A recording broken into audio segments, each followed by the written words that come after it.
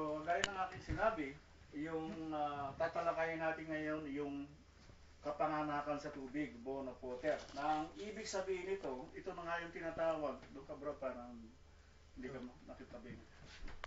Na ang ibig sabihin ng kapanganakan sa tubig o bone of water, ito na nga yung tinatawag sa Bible na baptism in water. Ngayon, meron ba tayong mapanghahawakan ng mga talata sa Bible na yung kapanganakan sa tubig ay baptism in water? Nga. No? So, bibigyan na natin ng talata sa Matthew 28:19. Ito yung talata, Matthew 28:16 hanggang 20, I mean. Ito yung talata na babanggit doon sa salitang baptism in water, no? So, kung babasahin natin yung Matthew 28:16 hanggang 20, ganito ang pagkakasabi. Mateo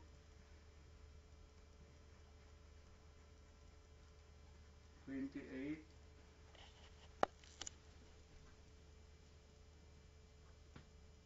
Yeah.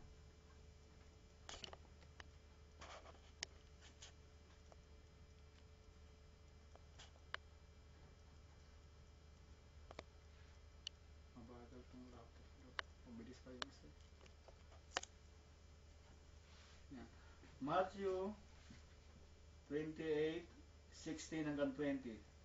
Sabi roon, Tagalogin na natin para mas maintindihan natin. 28:16. Datapwat nagsiparaon ang 11 alagad. Pansinin niyo yung 11, ha? 11 yan. Bakit 11? Diba 12 yan? Wala na si Judas, no? Tigok na si Judas niya. O, 11, intact yung 11, no? 11 alagad sa Galilea, sa bundok na sa kanila'y itinuro ni Jesus. Sa 17, at nang siya'y kanilang nakita, sino yung nakita nila? Si Jesus, no? Jesus. Ay kanilang sinamba siya, datapwat ang ilan ay nag-alinlangan. Sa 18, at lumapit si Jesus sa kanila at sila'y kanyang kinausap, na sinasabi, ang lahat ng kapamahalaan sa langit at sa ibabaw ng lupa ay naibigay na sa akin. Sa 19, ito na yon, dahil dito, magsiyaon nga kayo at gawin ninyong mga alagad ang lahat ng mga bansa na sila'y inyong bautismuhan. Binanggit yung salitang bautismuhan. Bautismuhan sa pangalan ng Ama at ng Anak at ng Espiritu Santo. So, nakita natin na may talagang bautismo na binabanggit dito. Sa 20, na ituro ninyo sa kanila na kanilang ganapin ang lahat ng mga bagay na inuutos ko sa inyo, at narito ako'y sumasa inyong palagi hanggang sa katapusan ng sanlibutan. So makikita natin, kaya ako binanggit yung 11, gusto kong matanim sa isipan natin na kumpleto yung 11 alagad maliban kay Judas na nagbiktira. Intact yun, 11. Ang senaryo ngayon, yung 11 disciple at yung ating Panginoong Jesus, nag-meet sila doon sa bundok na kung tawagin ay Mountain at Galilee, no? Ngayon, nung makita ng mga disciples si Jesus, anong sabi?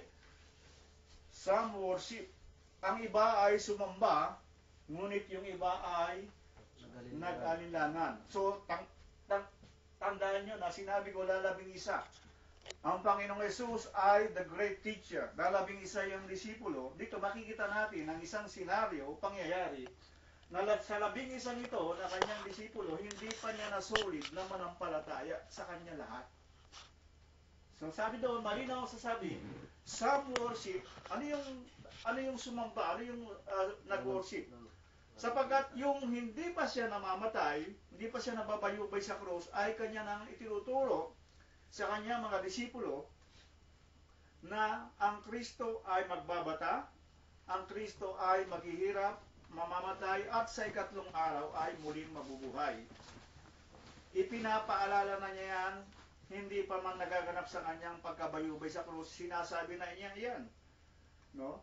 Pero dahil nga ang kaisipan ng tao ay mahirap umunawa. No? Kaya dito, noong siya ay napakita na sa kanya mga disipulo sa 11, yung iba No? O karamihan sa kanila, kasi 11 eh.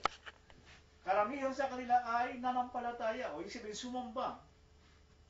Nung pagkakita sa Panginoon Jesus, nakita nila siya ay muling nabuhay, so yun sinasabi na siya yung Son of God. Kaya sumamba yung mga disipulo nung siya ay makita. Pero ang isang nakalulungkot na pangyayari, mga kapatid, nakita natin na, sabi ito, but some doubted. Ngunit ang iba ay nag-alinlangan.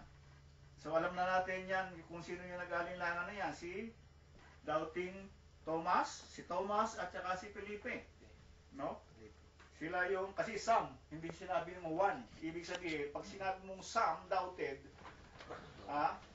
automatic na ibig sabihin na more than one. No? So some, ibig sabihin, tukoy na natin, bate doon sa istorya ng Bible, na ang mga nagdududang ito, mga nag-alinlangan ay si Thomas at saka si Felipe. At pagdaraan ng ating lesson, matutunghayan natin yan, matatakel natin yan. No? So, ang sabi sa 18, all power is given unto me in heaven and in earth. Dineclare ng Panginoon Jesus na yung kapangyarihan sa langit man o sa lupa ay nasa sa Kanya na. No? In heaven on in earth, nasa Kanya na. Ngayon, ito na yung utos o command sa 19. Matthew 28:19. Ito yung utos. Go ye therefore and teach all nations, baptizing them in the name. No? Tingnan yung name, nakapula na, naka-underline pa. Ang name dyan ay singular, hindi maraming pangalan, name. Kung Tagalog, ang sabi doon, bautismuhan nyo sila, at dahil doon magsiyaw kayo at gawin nyo, mga alagad ko, ang lahat ng bansa na sila'y inyong bautismuhan sa pangalan. Hindi sinabi doon sa mga pangalan. Meaning to say, iisang pangalan ang iniuutos sapagkat ito'y command. Go! Go ye therefore and teach. No? Ang sabi, humayo kayo at turuan, gawing alagad ko ang lahat ng bansa. At bautismuhan nyo sila sa pangalan ng Ama, ng Anak, at ng Espiritu Santo. At yun ang utos na may tahalo pa sa 20, kung titignan natin, may paalala doon sa kanyang utos. Anong paalala? Parang sa sulat, nung usap pa yung sulat, mayroong tinatawag na PS. No? Pagka nagkasulat kayo, nung usap pa yung sulat, ngayon hindi na uso yung sulat-sulat no? Facebook na. Nung panahon namin, uso pa yung PS. Kami nakalimutan sabihin, PS. Oh, natanggap mo na ba yung aking pinadala sa iyo? Doon sa sinasabing PS o pahabol, may paalala. No? Pahabol o paalala sa sulat. Ang sabi ng Panginoon, teaching them to observe whatsoever I have commanded you, and lo, I am with you always till the end of the world. Ang sabi sa Tagalog, naituro nyo sa kanila na kanilang ganapin. Yung observe, sorry, yung observe pala dito ay hindi ka mag-observe. Kasi observe, di ba? Mag-observe ka lang. Hindi observe na. Ano ba, sa mga test, sa mga examination, Ganapin. merong observer sa mga eleksyon. Tingin-tingin No? lang. Ang ibig sabihin pala ng observe dito ay ganapin. Sabi doon, na ituro nyo sa kanila, tingnan nyo yan, nasa kanilang ganapin ang lahat ng mga bagay, ang lahat, no? All things whatsoever I have commanded you, and lo, I am with you always till the end of the world. May pahabol utos ang Panginoon na kailangan daw yung kanyang utos na ito. Ano ang utos? Humayo at turuan ang lahat ng bansa. Bali tatlo ang utos niya dito. Humayo, turuan ang mga bansa o gawing alagad, at magbautismo sa pangalan ng Ama,